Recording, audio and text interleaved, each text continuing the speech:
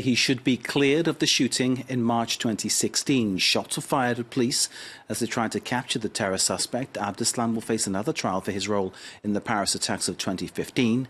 He's the only alleged terrorist of that night still alive. Philippe VANSTEENKISTE is co-founder of V Europe, a Belgian association for victims of terrorism. He joins us now to discuss the case.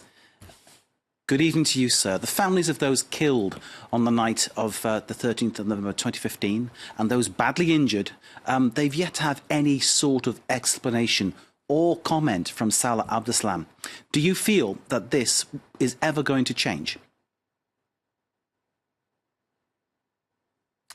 Oh, it's very difficult to say. I mean, this case we are discussing, or the trial is just about one incident.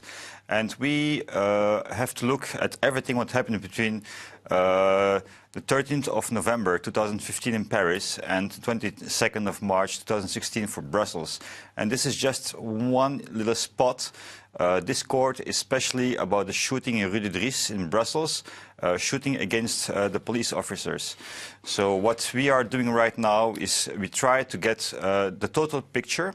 And what he said in this court, well, he clearly took a position of wanting to become like a martyr, and he didn't cooperate, but his defense is now taking another stance.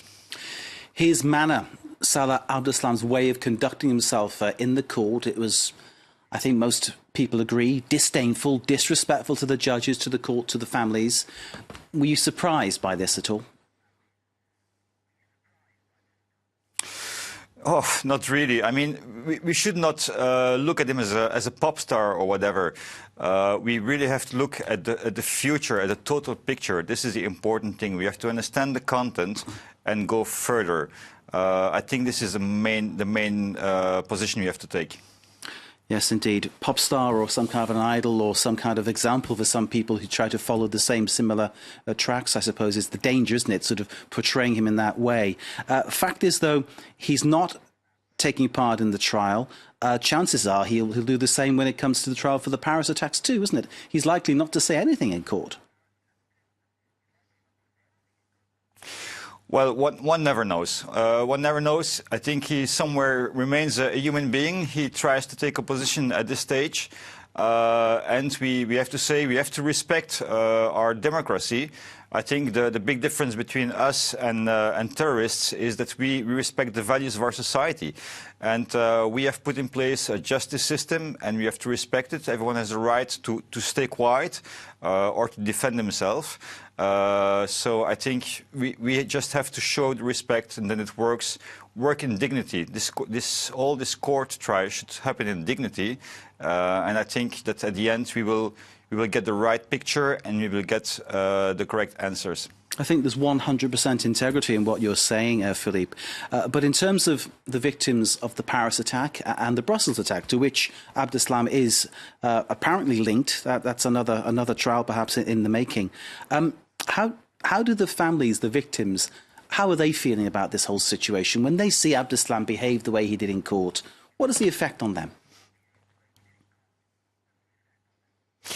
Well, again, we are victims. The only thing that links us all together is being a victim of a terrorist attack. Otherwise, we come from all different kind of society. We all have different jobs. We have different educations, different religions, different countries, and we have to respect this one. So it's difficult to talk about one specific attitude. We are all human beings.